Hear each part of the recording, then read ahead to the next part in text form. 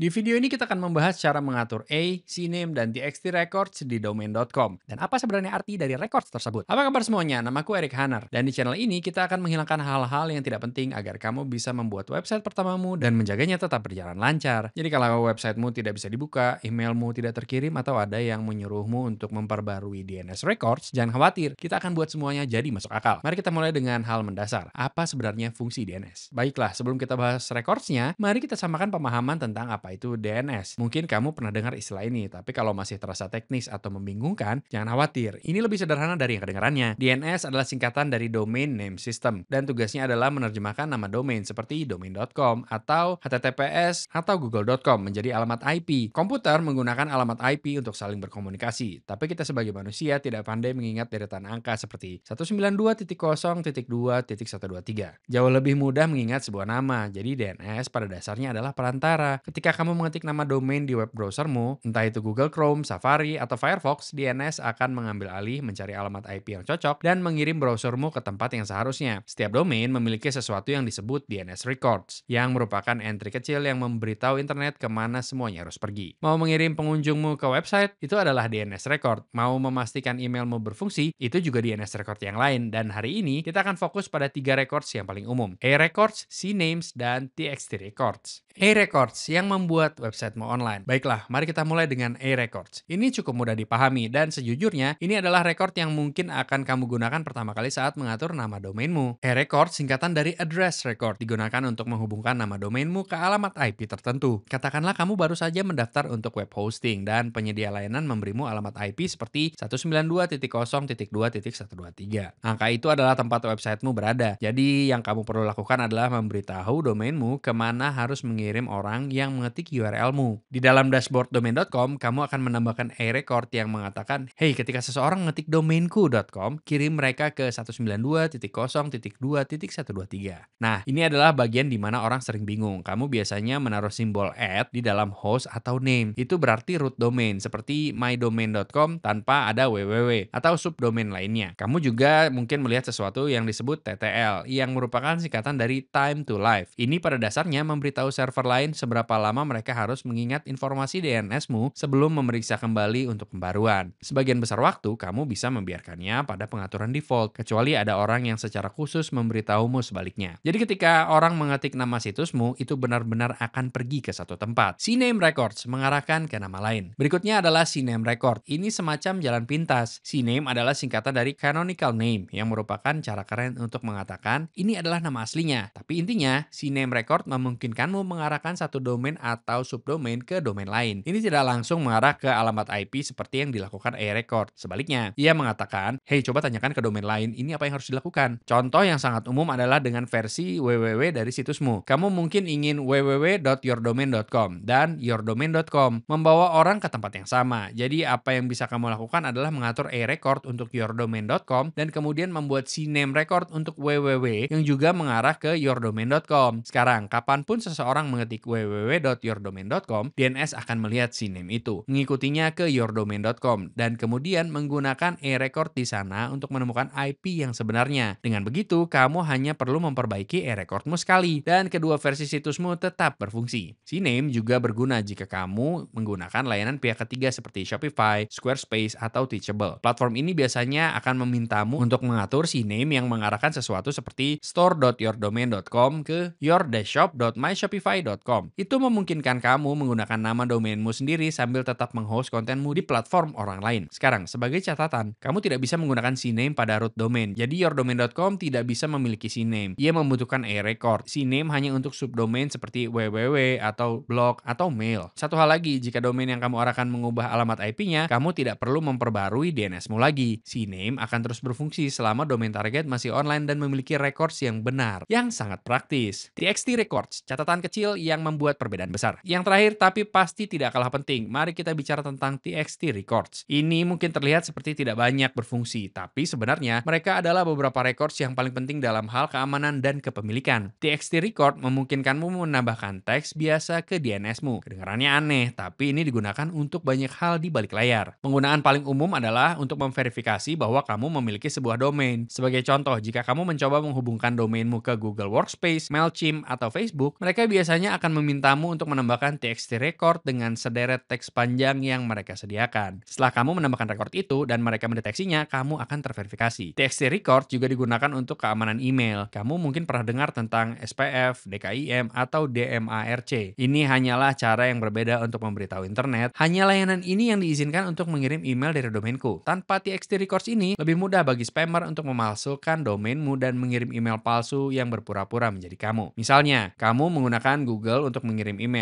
Google mungkin akan memberitahumu untuk menambahkan TXT record yang terlihat seperti ini. vSPF1 include _spf.google.com all. Itu adalah SPF record dan pada dasarnya ia mengatakan, hey, hanya server Google yang diizinkan untuk mengirim email menggunakan domain ini. Kamu juga bisa memiliki beberapa TXT records jika diperlukan. Pastikan aja kamu tidak melebihi batas karakter. Sebagian besar penyedia DNS, termasuk domain.com, mendukung hingga 2048 karakter per rekor. Ketika kamu mengedit atau menambahkannya, copy paste adalah teman terbaikmu dan periksa kembali tanda kutip atau masalah spasi, terutama dengan deretan verifikasi yang panjang. Sangat mudah untuk melewatkan satu karakter saja dan merusak semuanya. Jadi, DNS mungkin terasa seperti salah satu hal yang bisa atur dan lupakan. Dan sejujurnya, memang begitu. Tapi memahami cara kerjanya berarti kamu bisa memperbaiki semuanya dengan cepat saat ada yang rusak. Apakah websitemu tidak bisa dimuat, emailmu mental, atau sebuah platform memintamu untuk memverifikasi kepemilikan? DNS biasanya tempat di mana jawabannya berada. E-record adalah yang membuat situsmu online. CNAME membantumu menangani banyak nama atau layanan. Dan TXT Records menjaga semuanya tetap terverifikasi dan aman. Sekarang jika kamu berhasil sampai sejauh ini, kamu sudah selangkah lebih maju dari kebanyakan pemilik website di luar sana. Jadi banggakanlah dirimu. Dan jika kamu masih punya pertanyaan, tinggalkan komentar atau hubungi kami. Kami akan dengan senang hati membantumu. Dan jika kamu ingin memulai dengan domain.com atau produk lain yang kami rekomendasikan, kamu akan menemukannya di link di deskripsi di bawah. Ini adalah link afiliasi yang berarti kami mendapatkan komisi kecil saat kamu menggunakannya tanpa biaya tambahan untukmu. Dan komisi ini sangat membantu mendukung channel dan memungkinkan kami untuk terus membuat konten gratis seperti ini. Jadi jika kamu akhirnya menggunakannya, kami sangat berterima kasih sebelumnya. Dan jika kamu merasa video ini bermanfaat, jangan lupa untuk like, subscribe, dan tekan tombol notifikasi agar kamu tidak pernah melewatkan video lain. Di channel ini kami membuat video tentang cara membuat website, menjelajahi berbagai website builders, membahas nama domain, dan masih banyak lagi. Jadi pastikan untuk subscribe. Tapi selain itu, terima kasih banyak sudah menonton dan sampai jumpa di video berikutnya.